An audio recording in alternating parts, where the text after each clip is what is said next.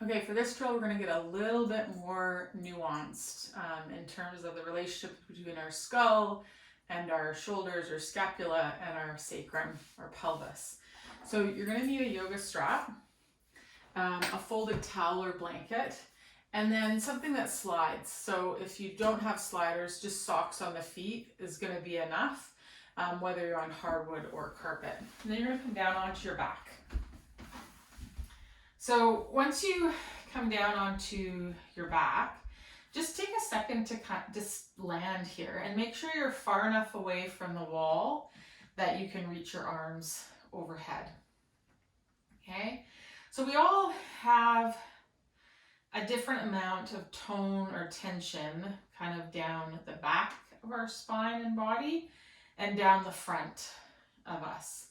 And in a system that's working really efficiently, the tone will oscillate. So as I become more kind of tensile up the front, I'll become more compressive down the back. Or when I become more tensile down the back, I'll become more compressive along the front line of the body.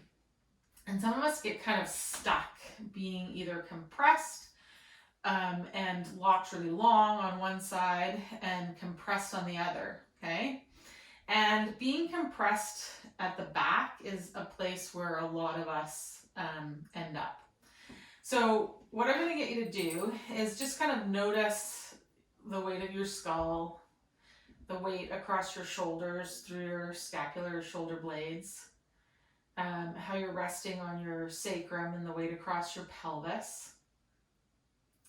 And then we're going to slide the yoga strap. You can just lift your hips up a little bit underneath our back. And if you think kind of bottom of the breastbone is where the top edge of the yoga strap is going to be. And then it'll go down towards the pubic bone. So the strap is kind of on the back of me relative to where my hands are. Okay. And so you might feel some weight on the strap. You might not. Give it a little tug and just notice its ability to kind of move. And what we're going to start to explore is moving kind of some segments to see if we can get more weight or length through those back low ribs, because their ability to us to kind of lengthen back there and not be compressed back there helps us access our internal and external obliques, which feed into our glutes, and it's quite important in order for our ability to generate power and also to very efficiently kind of move from a system of compression at the front of our body and tension at the back to a system of compression at the back and tension at the front, which has to happen when we move. So say I go from something like a forward fold pike to press up into handstand. That's a oscillation between the tensioning of my front and back body, okay? And if I can't generate that, then I'm going to have a really hard time being able to kind of move between complex movements, okay?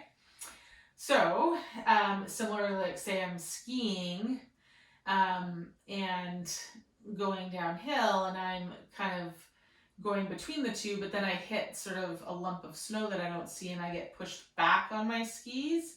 So I kind of come to a compression of my back line and a lengthening of my front line. I need to be able to pull down into compression in the front of my body and lengthen in the back of my body to right myself, to get back over those skis, okay? So we've got the yoga strap underneath those back ribs. Just kind of give it a little kind of tug back and forth, and we want to have some pressure down into it. Now I want you to kind of notice, like, how hard is that for you to get some weight into it, and does your breathing get impacted by that? Do you notice that either the sacrum or the scapula or the skull get lighter in their their weight on the ground. And if they do, I want you to explore, bring a prop behind the skull. And even though it seems like the head is propped forward, like see if that helps feel these back ribs heavy in the floor. And that you can keep that strap pressed down as you kind of pull on it. Okay, notice the weight through the shoulder blades and through the sacrum.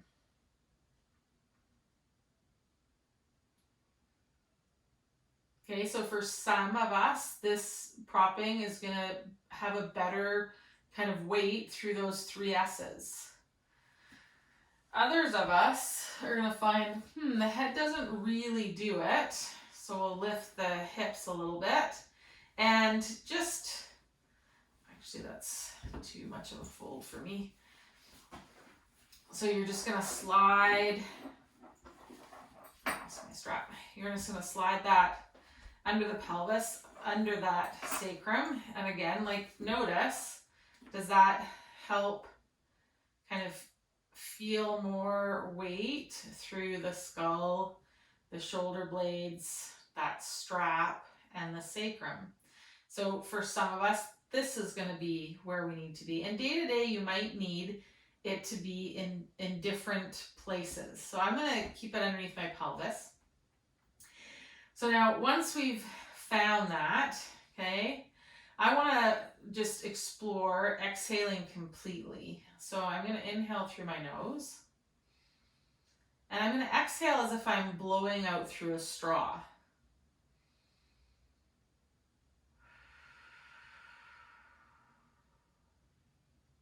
I'm going to do that one more time.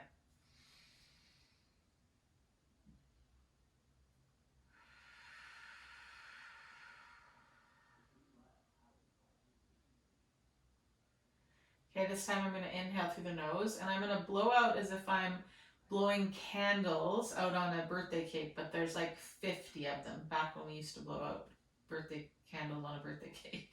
So inhale through the nose.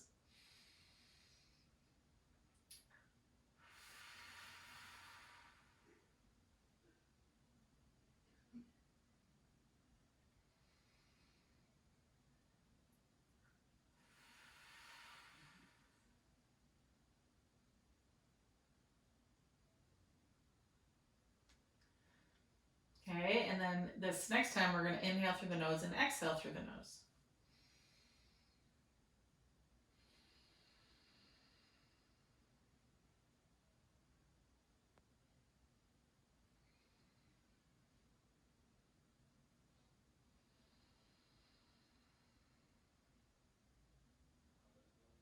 Okay, so you're going to stick with whatever inhale and exhale kind of had you feel like the weight on this strap stayed steady and consistent throughout. Okay, the weight through the sacrum, through the strap, through the scapula, and through the skull stayed really consistent. Okay, and then we're going to bring our feet onto those sliders.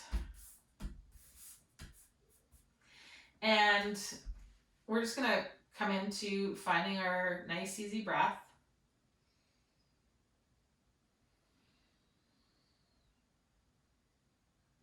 And the next time when we exhale, we're going to slide out a leg.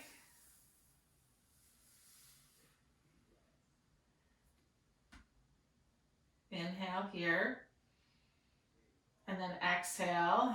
We're going to bring it back. Now, some things to pay attention to and notice is as we slide out and as we slide back, that the pressure of the S's, so of the sacrum, of the strap, of the scapula, of the skull, don't change as I move the leg. So I might not go out all the way. Okay, I might only go out to here because otherwise I notice my weight into those S's changes, and then I'm going to bring it back. Okay, so we'll do one more on this side.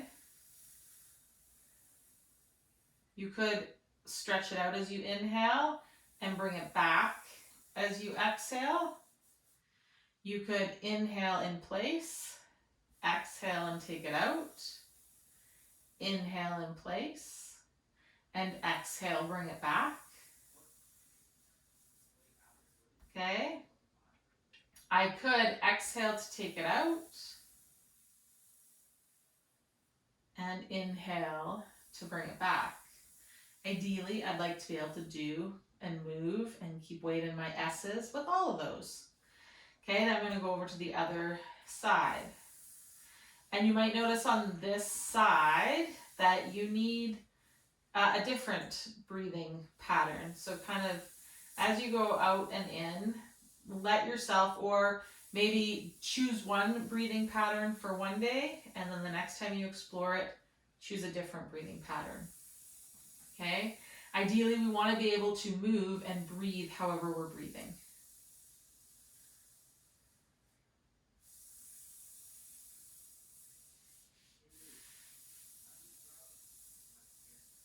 And that we don't hold our breath, and that we don't press out. I want to keep tension at the back and stay just easily compressed at the front. Okay, now we're going to pause here. I'm going to bring the hands up and next to my head, fists on the ground. So when I just come to this position, I want to check in with those S's. So have I stayed, weighted through my sacrum, weighted on the strap, weighted through my scapula, weighted through my skull? Okay, if I haven't, maybe I want to explore changing where that support is. So maybe I don't have it and I want to put it under my pelvis. Maybe I have it under my pelvis and I want to see if it is improved if I put it under my head. So take a second to see when you come into this shoulder flexed position, if you're able to maintain weight easily into those S's. If you are, just like with the lower body, we're going to explore like inhaling here. Maybe I exhale and reach out just to the degree that I keep weight in those S's. And then I inhale here, and then I might exhale and come back. Or maybe I move out as I inhale and I come back as I exhale. Okay, depending on my shoulder range of motion, maybe I can easily be here and have weight into them, but it's like, oh, I can't keep my fist on the floor.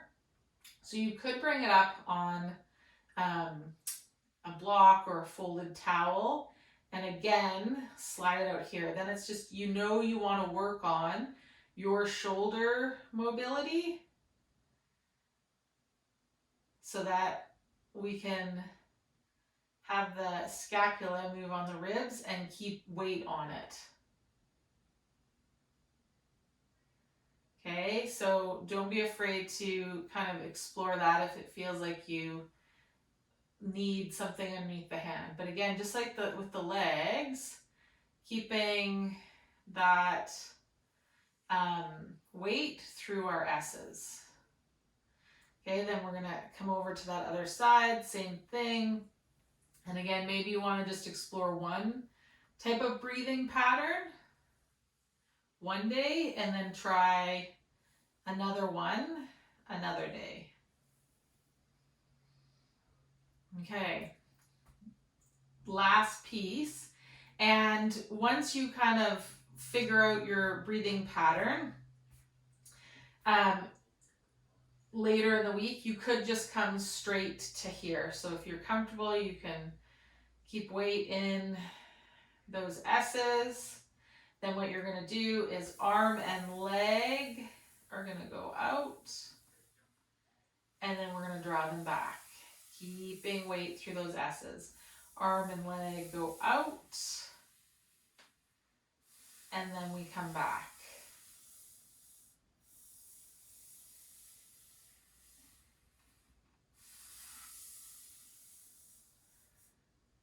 Okay, I'm going to to do that on both sides. So that's what we're working with. That's what we're going to explore, is being able to be weighted through those S's, the sacrum, the strap, the shoulder blades, and the skull. Okay. And move our limbs. Have fun with it. I look forward to what you discover, get curious about, and what starts to change as you work with that. Okay, bye for now.